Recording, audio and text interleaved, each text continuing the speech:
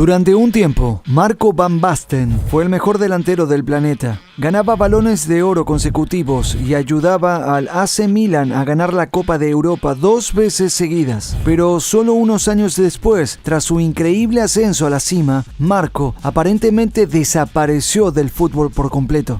¿Qué lo hizo un jugador tan inolvidable? ¿Y por qué desapareció en la cima de su carrera? Volvamos al comienzo. Marco nació en Utrecht, Países Bajos, en 1964. Creció junto a un hermano y una hermana mayores, pero desde el principio solo había espacio para una estrella en la familia. Su padre Joseph notó la pasión de su hijo menor por el fútbol y pasó todo su tiempo desarrollando sus habilidades. Joseph quería que Marco fuera más que bueno, exigía perfección. Cuando el joven Marco jugaba al fútbol, su padre lo empujaba a ser lo más fuerte posible en el campo. No importaba cuántas veces los otros niños lo patearan o lo golpearan los tobillos, tenía que seguir adelante. Esta fue la primera lección que Marco aprendió en el fútbol. Si quería ser una leyenda, tenía que esforzarse más allá de sus límites, más allá del dolor. Joseph vio un talento inmenso en su hijo y quería que alcanzara su máximo potencial. Pero la grandeza tiene un precio. Joseph pasó la mayor parte de su tiempo entrenando a Marco y terminó ignorando a sus otros 2 hijos. Esto llevó a constantes discusiones en la casa de los Van Basten, y cuando Marco cumplió 12 años, su hermano y hermana se fueron de casa. Pero Joseph no podía renunciar a su sueño de hacer de su hijo menor una leyenda del fútbol. Marco pasó la mayor parte de su juventud en el club amateur UWV. Rápidamente se hizo evidente que el joven talento no jugaría en un equipo amateur por mucho tiempo. Los clubes más grandes del fútbol neerlandés llamaron a su puerta: Feyenoord, PSV, Ajax e incluso su equipo local de infancia, Utrecht. Normalmente, ser buscado por algunos de los clubes más grandes de Holanda sería un sueño para un chico de 16 años. Pero en el caso de Marco, había un gran problema. Ajax es con diferencia el club más exitoso de los Países Bajos, pero Marco era tan fanático del fútbol como prodigio del mismo. Era un seguidor acérrimo del Utrecht. A menudo pasaba sus fines de semana viajando por el país con los aficionados visitantes para apoyar a su equipo. ¿Cuál era el problema? Bueno, Utrecht y Ajax tienen una enorme rivalidad. Si Marco iba a Ámsterdam a jugar para sus enemigos acérrimos, sus antiguos amigos tal vez nunca lo perdonarían. Al final, la oferta de Ajax resultó demasiado buena para ignorarla. Firmó un contrato con el club e intentó ocultar su amor por el Utrecht. De hecho, Marco todavía asistía a los partidos del Utrecht, pero se envolvía en una bufanda para asegurarse de que nadie lo reconociera. Una vez, en un partido de la Copa de Europa del Utrecht contra el Hamburgo, Marco se había unido a los aficionados, que estaban en un estado de ánimo bastante ruidoso. Entonces Marco escuchó que alguien gritaba su nombre. Se giró para ver al entrenador del Ajax, Adem Moss, sentado en las gradas mirándolo con incredulidad.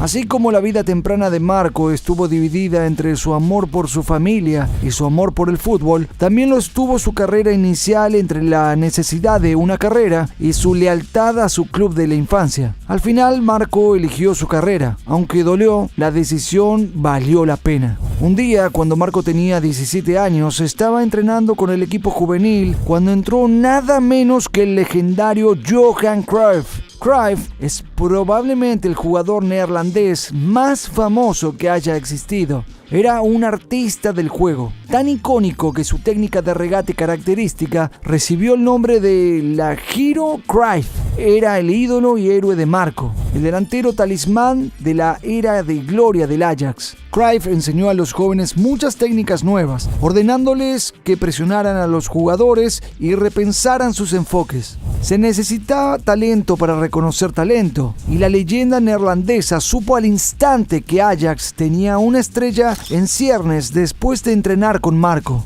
Los dos se mantuvieron en contacto, y Marco a menudo acudía a Cruyff en busca de consejos. Una profunda amistad basada en la confianza y el respeto comenzó a florecer. No pasó mucho tiempo hasta que los esfuerzos de Marco en los entrenamientos le dieron resultados. El entrenador lo incluyó en el banquillo para el partido en casa contra el NEC. Era un ambiente increíble. Las luces cegadoras del estadio de Meer caían sobre Marco. El rugido de la multitud lo rodeaba. Al descanso, uno de los miembros del cuerpo técnico le dijo a Marco que se preparara para entrar. Se calentó, se paró en la línea de banda y reemplazó a su héroe, Johan, para los últimos 45 minutos. 23 minutos después, en el minuto 68, un centro de Vandenberg al área le dio a Marco una oportunidad de oro. El joven cronometró perfectamente su salto y colocó el balón con la cabeza en la esquina. La multitud y Marco enloquecieron. El partido terminó 5-0 para Ajax. El joven no volvió a aparecer esa temporada porque prefirió jugar con la selección neerlandesa sub-16 en lugar del próximo partido del Ajax. Pero cada aficionado y analista sabían que su viaje a la cima acababa de comenzar.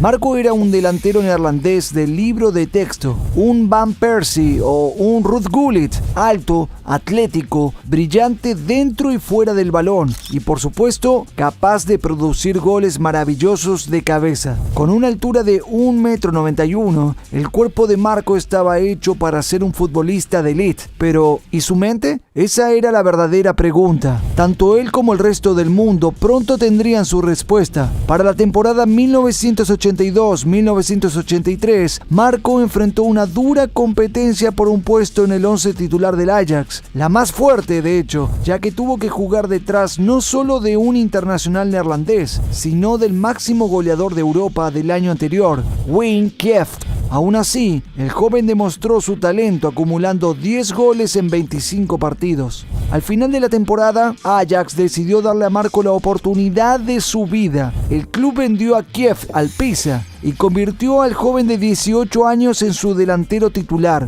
Poner tanta presión sobre un jugador tan joven en un club como Ajax es una gran apuesta. ¿Podría Marco manejarlo? Cuando llegó la temporada 1983-1984, las cosas se pusieron aún más tensas. El héroe de Marco, Cruyff, se había unido a Feyenoord durante el verano, uno de los mayores rivales del Ajax y su principal competidor por el título de la liga en los Países Bajos. Marco se obsesionó con consolidar su puesto en el 11 inicial como resultado. Quería convertirse en el delantero talismán del Ajax ahora que Cruyff se había ido. La batalla entre lo viejo y lo nuevo comenzó. La mayoría de los jugadores necesitan una temporada para adaptarse al equipo antes de empezar a rendir. La mayoría de los jóvenes de 18 años ni siquiera logran estar entre los 11 iniciales. Pero Marco era diferente. Superó todas las expectativas. Para septiembre ya había marcado 12 goles. Se había ganado con creces su lugar en el equipo. Entonces llegó el día del destino, el clásico. Ajax versus Feyenoord. Marco se enfrentó a su héroe con furia en los ojos. Era su momento para demostrarle al país que una nueva leyenda estaba a punto de encender el mundo. Y vaya que Marco no decepcionó. Ajax jugó como leones, atacando a Feyenoord con fuego en el alma. Para el minuto 15, Ajax ya ganaba 2-0, con Marco anotando el segundo gol. Poco después, el marcador era 3-0. Sin embargo, Feyenoord no era un equipo fácil de vencer. Cruyff y los suyos estaban compitiendo por el título de la liga, y Johan nunca aceptaba la derrota. Lucharon hasta el 3-2 y para el descanso, los aficionados del Ajax temían que su equipo pudiera dejar escapar el partido. No tenían de qué preocuparse. Ni siquiera el legendario Cruyff pudo detener la destrucción que se avecinaba. Marco y sus compañeros salieron en la segunda mitad y jugaron como monstruos. Feyenoord se desmoronaba intentando frenar al joven delantero y miraba con horror cómo Ajax les encajaba no 1, no 2, no 3, no 4, sino 5 goles más. El partido terminó 8-2, una humillación total para Feyenoord y gloria eterna para Ajax. Marco había marcado un hat-trick, no solo contra su máximo rival, sino también contra su héroe de la infancia. El mundo del fútbol siempre recordará la leyenda que fue Johan Cruyff, pero este partido marcó el inicio de una nueva era en el fútbol neerlandés. la era de Marco van Basten. Para el final de la temporada 1983-1984, Marco tenía unas cifras impresionantes: 31 goles y 3 asistencias en solo 31 partidos, convirtiéndose en el máximo goleador de la Eredivisie, a pesar de perderse algunos partidos por fiebre, y todavía ni siquiera tenía edad suficiente para beber alcohol en algunos países. Pero Marco aún se sentía decepcionado. A pesar de haber sufrido una derrota aplastante en el clásico, Cruyff demostró su calidad y ayudó a Feyenoord a ganar su primer título de liga en una década a costa del Ajax. Ese verano Cruyff se retiró. Naturalmente, no guardaba rencor contra Marco y se alegraba de ver brillar a su ex alumno. De hecho, Johan solía invitar al joven a su casa para repasar tácticas y enseñarle cómo mejorar su juego. Fue en estas reuniones donde el viejo maestro sugirió un cambio en la filosofía del joven delantero, un cambio que le traería enormes beneficios. Todo el mundo sabía que Marco era un increíble definidor, pero Cruyff creía que había mucho más en su juego de lo que parecía. Le dijo a Marco que liderara la línea de ataque, que ayudara a construir y comenzar las jugadas tanto como a finalizarlas. Para la temporada 1984-1985, Marco puso a prueba esta filosofía nueva. En 38 partidos marcó 27 goles, una ligera baja respecto a los 31 del año anterior. ¿Malas noticias? Para nada. Aunque anotó menos, sus asistencias se dispararon de solo 3 a 20. Se había convertido en un delantero total, capaz no solo de superar al arquero, sino también brillante a la hora de iniciar las jugadas devastadoras del Ajax. Pero el entrenador del Ajax, Adem Moss, no estaba contento con que sus jóvenes jugadores recibieran instrucciones fuera del club. Empezaron a circular rumores de que Cruyff podría convertirse en el próximo entrenador, lo que solo enfureció más a Adem Moss. Las tensiones aumentaron y el técnico terminó dejando a Marco en el banquillo durante largos periodos debido a sus desacuerdos. Las cosas realmente llegaron al límite hacia el final de la temporada en abril. En un partido contra el FC Haarlem, de Moss había enfermado, por lo que su asistente tomó el control del equipo. El asistente decidió incluir a Marco en el 11 inicial, pero cuando de Moss se enteró de la noticia, se subió a su coche, condujo hasta el estadio y recuperó el control del equipo solo para volver a enviarlo al banquillo. Un par de semanas después, los jugadores presionaron para que de Moss fuera despedido. Ajax ganó la liga 3 semanas después, para alegría de Marco. Pero, ¿qué podía esperar del próximo entrenador? ¿Odiaría la relación de Marco con Cruyff tanto como de Moss y lo apartaría del equipo? Bueno, digamos que los temores de Marco se disiparon rápidamente cuando Ajax anunció al nuevo entrenador. Los rumores eran ciertos todo el tiempo. Johan Cruyff en persona asumió el cargo. Con un genio táctico al mando, uno que había tutelado personalmente a los jóvenes talentos del equipo, parecía que el Ajax estaba destinado a la gloria bajo su liderazgo. ¿Cómo comenzó esta nueva era en la temporada 1985-1986? ¿Cumplió con las expectativas de los aficionados o los decepcionó? Bueno, un poco de ambas cosas. En la Copa de Europa, el nombre de la actual Champions League en ese entonces, Ajax sufrió. Fueron eliminados por el Oporto en la primera ronda, acabando con sus esperanzas de conquistar su cuarta Copa de Europa esa temporada. Un par de derrotas duras contra Feyenoord y PSV al principio de la liga también dejaron al equipo 4 puntos por detrás a mitad de la temporada. Peor aún, estas derrotas fueron en casa. Las cosas parecían sombrías, pero había una luz brillante en la oscuridad: Marco. Ajax podía estar rindiendo por debajo de lo esperado, pero Marco estaba ofreciendo actuaciones irreales, partido tras partido. Ayudó a Ajax a destrozar equipos con marcadores de 6-0, 7-1 y 8-1, acumulando un asombroso total de 10 goles en solo estos 3 encuentros. Pero el verdadero momento de gloria de Marco llegó contra el Sparta de Rotterdam, cuando marcó un doble hat-trick. Sí, 6 goles en un solo partido. Las habilidades extraterrestres de Marco mantuvieron al Ajax en la lucha por el título hasta la recta final. Lamentablemente se contagió un virus que lo dejó fuera de 6 partidos cuando el equipo estaba solo a 3 puntos del PSV. Eindhoven terminaría ganando la liga para frustración del Ajax, pero todos los aficionados neerlandeses tomaron nota de Marco. El chico había anotado 37 goles en 26 partidos. Esos números simplemente no se ven hoy en día. Incluso los aficionados rivales del Ajax tuvieron que rendirse ante su talento. Cuando los mejores equipos no lograron los mayores trofeos, siempre intentan irse con algún tipo de título. Con Marco de vuelta en el equipo, Ajax se esforzó al máximo en la final de la Copa KNVB, el equivalente neerlandés de la FA Cup, y se llevó el trofeo a casa. Por su desempeño, Marco también se llevó la Bota de Oro europea, superando al dios del fútbol y ganador del Balón de Oro, Diego Maradona. El joven estaba viviendo un sueño y su futuro parecía aún más brillante. ¿Puedes imaginarte la devastación de los aficionados del Ajax cuando escucharon la noticia de que la temporada 1986-1987 sería la última de Marco en el club? En verano, Marco se trasladaría al AC Milan para un nuevo comienzo. Su última temporada en Ámsterdam tenía que ser casi perfecta. El 3 de noviembre, Marco hizo historia al marcar ese gol.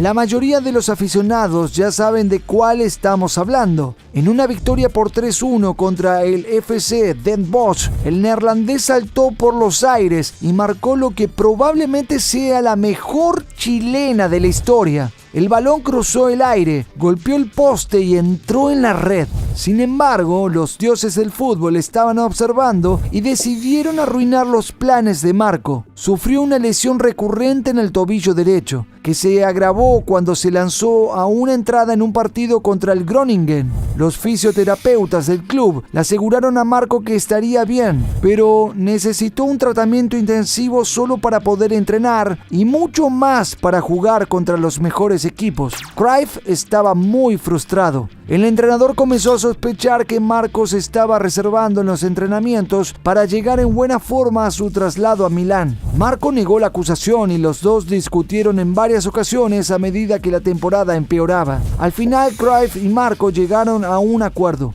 Así es como se resolvió todo. Era febrero de 1987. Marco y Cruyff estaban afuera soportando el frío helado. Después de negociar, el entrenador estableció un pacto muy simple. «Mira», dijo Cruyff, «ya estamos fuera de la lucha por la liga. Te dejaré en el banquillo en los partidos de liga para que te recuperes de tu lesión. Si a cambio los das todo en la Recopa de Europa. Es nuestra única oportunidad de ganar un título europeo en tu última temporada». Marco lo pensó por un momento y aceptó el trato. «Bien», respondió Cruyff con una sonrisa, «y si no la ganas para nosotros, te mataré». La conversación fue la combinación perfecta entre la franqueza neerlandesa y la actitud sin filtros del fútbol que solo los jugadores pueden entender. El pacto estaba sellado. Todo lo que Marco tenía que hacer era ganar. Por suerte, eso era lo que el neerlandés hacía mejor. Ayudó al Ajax a derrotar al equipo turco Bursaspor y al Olympiacos griego en las 2 primeras rondas. Luego eliminó al Malmo en los cuartos de final. En las semifinales, Ajax arrasó con el Real Zaragoza para asegurar un lugar en la gran final contra el Leipzig. La final terminó 1-0 a favor del Ajax, con Marco marcando el gol de la victoria en el minuto 21. Levantó el trofeo por encima de su cabeza y Cruyff sonrió con orgullo mientras observaba. Marco viviría un día más. El último partido de Marco con el Ajax llegó el 31 de mayo de 1987, cuando el club se enfrentó al PEC Zwolle. Como el Ajax ya había ganado tanto la Copa KNVB como la Recopa de Europa y sin posibilidades en la liga, este partido era más una despedida para Marco que otra cosa. Banderas con la imagen del joven neerlandés ondeaban por todo el estadio, con mensajes como «Grazie Marco» y «Arrivederci Marco». Los aficionados coreaban su nombre una y otra vez. Marco sintió la presión. Profundamente conmovido por el amor incondicional de los aficionados, decidió que les daría un último partido glorioso para recordar. ¿Qué mejor despedida para un delantero estrella que un hat-trick? Bueno, en el verdadero estilo Van Basten, Marco hizo algo aún mejor. Destrozó la defensa del Zwolle una y otra vez, anotando no 3, sino 4 goles. El estadio estalló en júbilo después de su cuarto gol. Cruyff sustituyó a Marco y todo el estadio se puso de pie para aplaudirlo. Cada aficionado sabía que nunca volverían a ver a alguien como él. Cuando el árbitro pitó el final, Ajax ganó 5-2. Los aficionados alzaron a Marco sobre sus hombros y lo cubrieron de flores. Marco se quitó la camiseta y la lanzó a la multitud. Fue un día que nunca olvidaría y Marco siempre estaría agradecido por el amor que sintió. El anunciador del estadio lo dijo mejor: el Ajax siempre jugará con un hombre menos. ¿Por qué? Porque Marco Van Basten no tiene reemplazo. El siguiente gran capítulo en la carrera de Marco comenzaba en el AC Milan, un club con ambiciones tan altas como la del neerlandés. Silvio Berlusconi, un multimillonario italiano, magnate de los medios y más tarde un político controvertido, por decirlo suavemente, había tomado el control del club solo un año antes. Berlusconi era todo un personaje. Cada vez que iba al club siempre llegaba en helicóptero. Tenía un discurso motivacional listo en su cabeza. El hombre vivía para el glamour. Pero Berlusconi no era estúpido. Cuando Marco entró por primera vez en las instalaciones de entrenamiento de última generación de Milan, se dio cuenta de que el dueño iba en serio con su plan de convertir al Milan en una potencia mundial. Fichar a Marco era una pieza clave en esa visión. Desafortunadamente, el proyecto se encontró con un obstáculo gigantesco. El tobillo de Marco todavía no había sanado completamente y seguía inflamándose, así que tuvo que someterse a una cirugía para ver si el equipo médico podía solucionarlo de una vez por todas. El joven despertó y vio al doctor Marty de pie junto a su cama. Marty le explicó que Marco había estado jugando con los ligamentos rotos durante casi un año entero y que había causado un daño permanente en su cuerpo. Los cirujanos hicieron lo que pudieron para estabilizar la lesión, pero existía una gran posibilidad de que Marco nunca pudiera volver a jugar al mismo nivel. Todavía aturdido por la anestesia mientras el médico le daba las peores noticias de su vida, Marco solo pudo apoyar la cabeza en la almohada y suspirar. Esa temporada jugó solo 19 partidos, anotando 8 goles y dando 3 asistencias. El Milan ganó la Serie A, por lo que mientras la ciudad estallaba de alegría, la cabeza de Marco se llenaba de pensamientos oscuros. El joven, que hace apenas un año estaba en la cima del mundo, era el delantero estrella de un equipo de elite y el talento más prometedor del planeta. Ahora Marco tenía que tragarse su orgullo y ser humilde. Se enfocó por completo en su recuperación, entrenando todos los días, pero asegurándose de no forzarse demasiado. Fue en estos días oscuros cuando apareció un pequeño rayo de esperanza. Rinus Michels, el entrenador de la selección neerlandesa, creía que incluso un Marco a medio gas podía hacer maravillas. Lo convocó para el equipo y lo incluyó en el 11 titular en su primer partido contra Inglaterra en la Eurocopa de 1988. El joven no podía creerlo. Estaba eufórico por la oportunidad de redención, pero también sentía el peso de las esperanzas y sueños de todo un país sobre sus hombros. Países Bajos ya había perdido su primer partido contra la Unión Soviética. El fracaso no era una opción. Los dioses del fútbol son crueles, pero a veces también trabajan de forma misteriosas. La lesión del tobillo había sido un duro golpe para la carrera de Marco, pero su tiempo de recuperación también significaba que estaba mucho más fresco y con más energía en comparación con sus compañeros de equipo, que todavía estaban exhaustos de sus temporadas en liga. Con una energía renovada, Marco salió al campo en Düsseldorf para enfrentarse a Inglaterra. Su legado estaba en juego. Marco no decepcionó. En un momento de pura brillantez, recibió el balón tras un centro raso al área, giró al defensor en la dirección equivocada y lo colocó perfectamente en la esquina del poste más lejano. Fue el típico gol de Van Basten, el resurgir después de meses de dolorosa recuperación. Los aficionados neerlandeses enloquecieron y Marco sintió una ola de alivio recorriendo su cuerpo. Inglaterra empató en la segunda mitad, pero Marco ya estaba totalmente liberado. Con esperanza y determinación en el corazón, puso 2 más en la red del portero inglés, anotando un hat-trick y ganando el partido 3-1 para su país. El primer gol trajo alivio. El segundo confirmó que estaba de vuelta y el tercero fue simplemente una obra maestra. En las semifinales, Países Bajos se enfrentó a Alemania Occidental. Era un partido enorme, un duelo entre 2 potencias europeas. En su propio país, la selección alemana era una bestia. Tomaron la delantera gracias a un penalti polémico,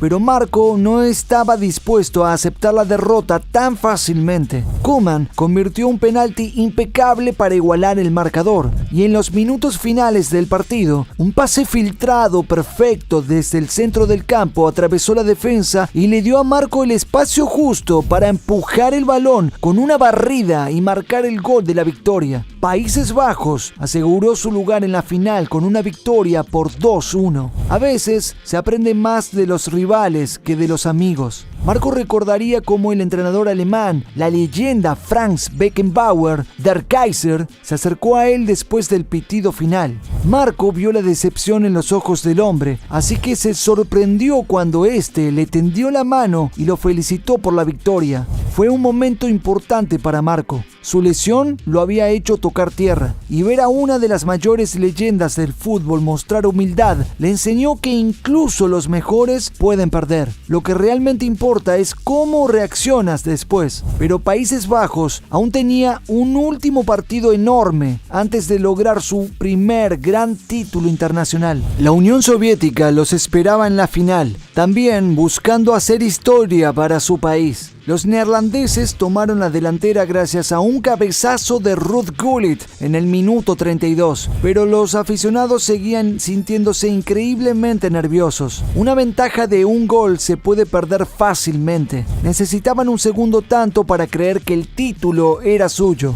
En la segunda mitad, Países Bajos avanzó al ataque. Arnold Mühren envió un pase alto al área. El balón sobrepasó por completo el segundo palo, cayendo justo al borde del área. Los aficionados gimieron. ¡Qué desperdicio de jugada!, pensaron. El balón cayó en los pies de Marco. Ahora, la mayoría de los jugadores con sentido común habrían controlado el balón, lo habrían pasado a un lateral y habrían buscado una nueva oportunidad. Los delanteros más valientes habrían intentado driblar y disparar, aunque el ángulo era tan cerrado que con suerte habrían conseguido meterla en portería. Pero solo Marco Van Basten pudo golpear el balón de volea con su pie lesionado, mandarlo por encima del portero y dentro de la red para marcar uno de los goles más bellos de la historia. Así que eso fue exactamente lo que hizo. El estadio estalló en euforia. Marco creía que marcar con su pie lesionado era una especie de retribución divina por la terrible lesión que tanto le había hecho sufrir. No solo había superado su lesión, sino que la había usado para alcanzar la verdadera grandeza. Años más tarde, se hizo popular una broma que decía que el gol de Marco contra la Unión Soviética fue tan increíble que causó el colapso de todo el país. La victoria en la Eurocopa de 1988 fue quizás el pico de la carrera de Marco. La competición y los meses previos le enseñaron el valor de la resiliencia mental y de nunca rendirse. Los aficionados lo adoraban, su país lo idolatraba, sus compañeros de equipo lo respetaban, pero lo más importante de todo, Marco finalmente se sentía orgulloso de sí mismo. De regreso en Milán, Berlusconi tenía grandes planes para convertir al club en una potencia internacional, pero a mitad de temporada el equipo estaba 9 puntos por detrás de su eterno rival, el Inter de Milán. Marco había aprendido la lección. En lugar de rendirse y lamentarse, bajó la cabeza y se enfocó en la Copa de Europa, anotando 5 goles en las primeras rondas.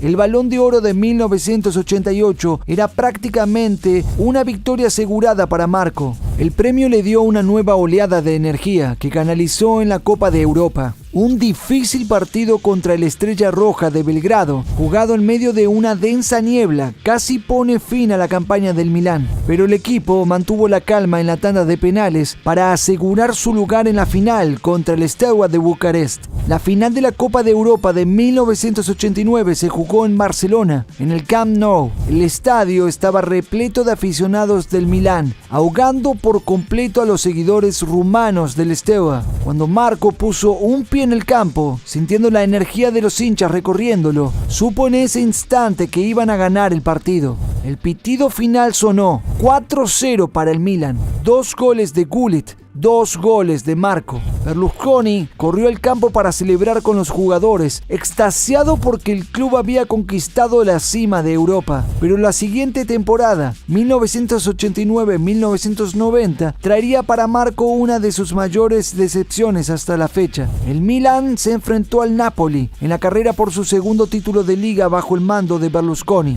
Maradona lideraba la ofensiva del Napoli, lo que los convertía en un rival más que digno. Lamentablemente, no fue la habilidad lo que marcó la diferencia, sino la controversia. Primero, el Napoli consiguió un par de puntos clave en su partido fuera de casa contra el Atalanta. Un aficionado lanzó una moneda desde las gradas y golpeó al mediocampista del Napoli, Alemão, en la cabeza. Aunque al principio parecía estar bien y solo sangraba un poco, el fisioterapeuta del Napoli corrió al campo y lo sostuvo en brazos como si hubiera sido herido de gravedad. Alemão fue llevado al hospital aparentemente sin razón alguna. La Federación Italiana de Fútbol otorgó al Napoli una victoria de 2-0, a pesar de que el partido había terminado en empate 0-0, devolviéndolos a la cima por encima del Milán. Luego, cuando el Milán se enfrentó al Hellas Verona, el árbitro le mostró una tarjeta amarilla increíblemente dudosa a Marco. Frustrado, el neerlandés se quitó la camiseta, lo que le valió una segunda amarilla y la expulsión. Los jugadores del Milán se enfurecieron tanto que comenzaron a protestar con vehemencia. Para cuando el partido terminó, solo quedaban 8 jugadores del Milán en el campo. Incluso el entrenador Sacchi fue expulsado. El Milán perdió el partido 2-1 y dejó escapar suficientes puntos como para regalarle el título al Napoli.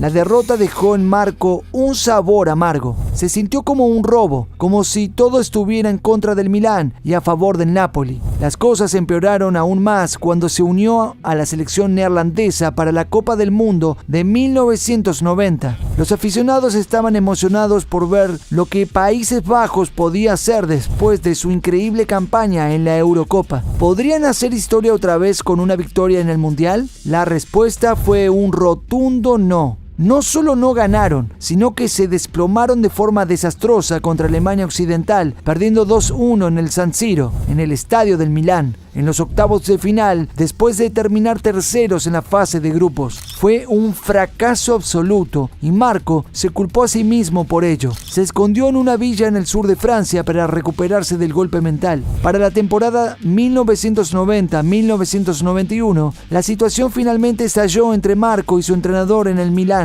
Arrigo Sacchi. Un día, mientras Marco recibía un masaje, Sacchi irrumpió en la sala y comenzó a explicar cómo iba a cambiar por completo la táctica del equipo. Quería adoptar un sistema defensivo 4-4-2, dejando a Marco fuera del agresivo 4-3-3, en el que se sentía cómodo. Marco expresó su desacuerdo con el entrenador, pero a diferencia de Cruyff, Sacchi no apreciaba la franqueza neerlandesa. La discusión se convirtió en una enorme pelea. En un punto, Marco le dijo: "Ganamos esos trofeos no por ti, sino a pesar de ti". Fueron palabras duras. Sacchi se quedó en shock y Marco se arrepintió de haberlas dicho en cuanto salieron de su boca. Sacchi fue directo con Berlusconi y le dijo que tenía que elegir, él o Marco. Berlusconi se encogió de hombros y eligió a Marco. Esa temporada terminó con solo un trofeo, la Supercopa de la UEFA para el Milán. Marco jugó 34 partidos y marcó solo 11 goles.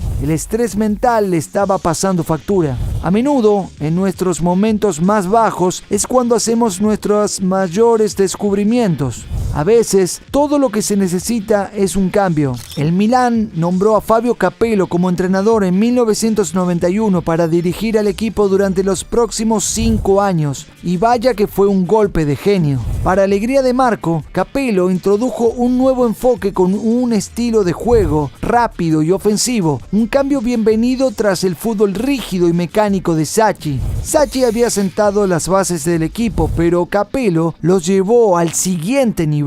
En los siguientes 5 años, el Milán ganó 4 títulos de liga, 3 de ellos consecutivos. Su primera temporada terminó no solo con el título de liga y la Copa de Italia, sino también con 0 derrotas en liga, ganándose el apodo de Gli Invincibili, los Invencibles. Por primera vez, Marco se sintió en casa en San Siro. El dolor de la derrota contra Alemania Occidental se desvanecía con cada gol que anotaba. Se convirtió en el máximo goleador de la Serie A con 25 goles en su primera temporada bajo el mando de Capello. Para el final del ciclo de Capello, el Milán había ganado 4 títulos de liga, una Copa de Italia y otra Champions League. Pero lo más importante de todo, había logrado revitalizar a la estrella neerlandesa y darle una nueva vida. Para 1992, la prensa italiana ya no sabía cómo describir a Marco. Lo llamaban el Cisne por su elegancia, San Marco por su habilidad divina e incluso el helado por su sangre fría al ejecutar penaltis.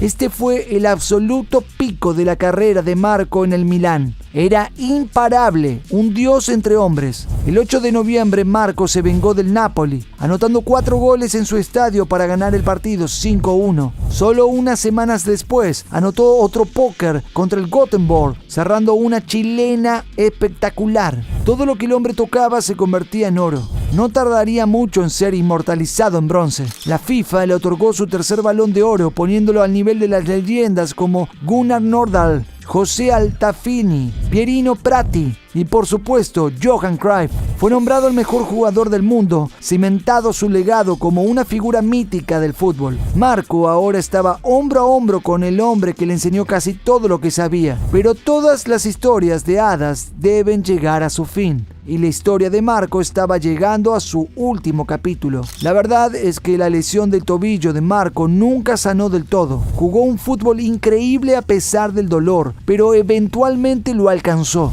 En diciembre de 1992 se sometió a una segunda operación con el Dr. Marti para intentar solucionar el problema de una vez por todas, pero las cosas no salieron como esperaba. Marco siguió jugando gracias a una combinación de analgésicos, pero aún así luchaba por mantenerse en forma. Anotó su último gol en la victoria 3-1 sobre el Ancona y se preparó para la final de la Champions League contra el Marsella. Lo que no sabía era que ese sería su último partido como futbolista profesional. Marco sufrió en el campo y en el minuto 85 Capello decidió sustituirlo. El Milán perdió el partido 1-0, la primera derrota que Marco experimentó bajo el mando de Capello. Irónicamente, la final se jugó en el Olympia Stadium de Múnich. El estadio fue testigo tanto de su mayor gloria como de su derrota más amarga. Pero así es el fútbol. Marco mantuvo la cabeza en alto, recordando la lección de Beckenbauer y agradeció a los aficionados del Milán por su apoyo. Se fue a casa sin trofeo, pero con la adoración y el respeto de todo el mundo del fútbol. Y luego se acabó. Aunque muchos creían que aún le quedaban algunos años de fútbol, Marco anunció su retiro en 1995 con solo 28 años. La noticia sorprendió al mundo y dejó a muchos con el corazón roto. Marco van Basten jugó 12 temporadas de fútbol profesional, ganó una Recopa de Europa, 2 Copas de Europa, 7 títulos de Liga y la Eurocopa de 1988 con los Países Bajos. También se llevó a casa 3 Balones de Oro y el premio FIFA al mejor jugador del año, consolidándose como uno de los mejores delanteros de todos los tiempos. Su legado nunca será olvidado. Diego Maradona una vez dijo: es entre él y Romario. Uno de los dos fue el mejor jugador que he visto en mi vida. Los grandes jugadores son amados por sus aficionados. Los mejores son amados por las leyendas. Marco Van Basten fue amado por todos. Si quieres conocer la historia de los jugadores que fueron considerados como el próximo Cristiano Ronaldo, suscríbete a nuestro canal para no perderte ningún video.